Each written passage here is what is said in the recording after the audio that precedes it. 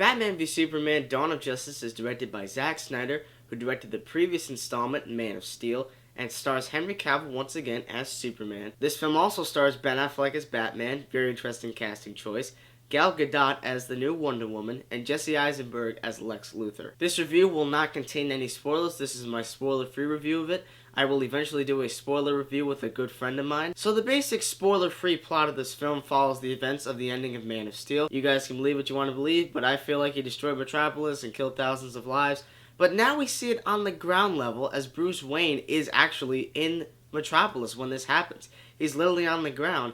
And he is angered at Superman because he not only destroyed Wayne Tower, but he killed thousands of innocent people. This film takes place about 2 years after the events of Man of Steel, and Bruce Wayne still has a major grudge against Superman and is willing to take this man out, which eventually leads to the two of them duking it out in a very awesome battle. And a whole buffet of other co-stars are in this film. Lawrence Fishburne, Diane Lane, Amy Adams, Gal Gadot, even Jesse Eisenberg. This movie has a massive ensemble cast. But this movie is really about Batman's fear over Superman and trying to find out any way or obstacle he can get in order to stop Superman, because he fears that this man has the capability to wipe out all life on Earth. Now, I previously reviewed Man of Steel. If you'd like to check out that review, I'll put a link in the description below and an annotation above. But I said in my Man of Steel review that there were a lot of flaws in the movie that really couldn't be fixed. The overblown, pulpy violence, for one. A lot of the other characters being very underdeveloped.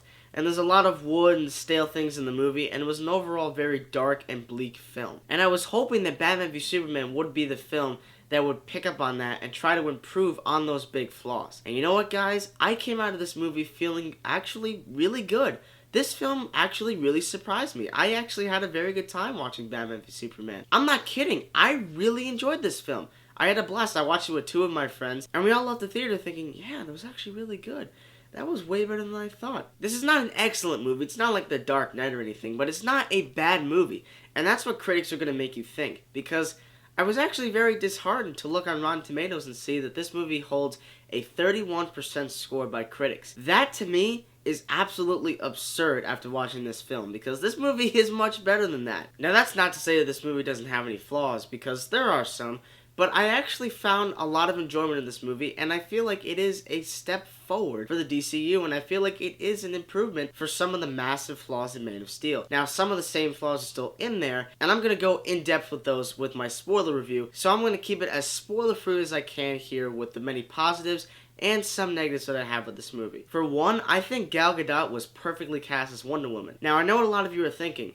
This is an Amazon woman, and Gal Gadot is a skinny little thing. She didn't have those big, massive proportions that would have been very distracting for the male audience, myself included.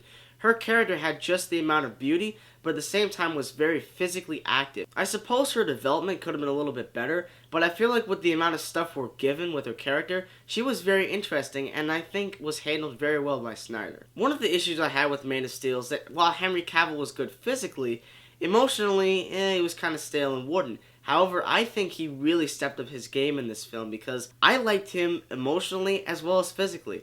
I feel like Henry Cavill is getting more experience as a Hollywood actor. That in this movie, with that experience, I think he pulls off a very good performance as the Man of Steel, and I actually really thought that he was very good in this movie. Ben Affleck really surprised me as the Batman. Very much so, because I was a big doubter.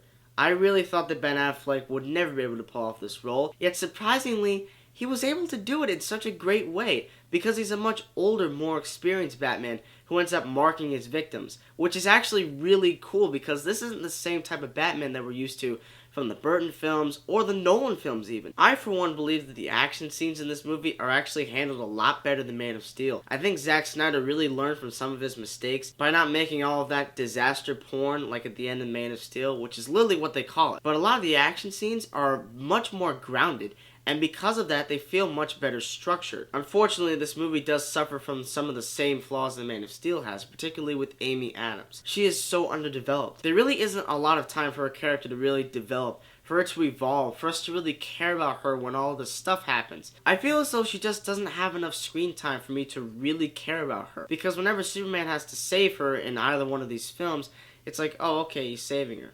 It feels like the same thing over and over again. Lawrence Fishburne, once again, has basically a cameo performance in this movie. You gotta give that man more screen time. While there are many different subplots in this movie that are very compelling and are very interesting to watch, there are some others that really are very uninteresting and just come off as kind of weak and forced. Now, I'm not going to go in depth with those. That's going to be for my spoiler review for it. There is a reveal that happens later on in the film that to me just felt very tacked on, and it was interesting, but the way it was delivered and shown to the audience was kind of, yeah, it's a little weak. This movie is composed by Hans Zimmer and Junkie XL, who previously did Mad Max Fury Road last year. I love their soundtrack.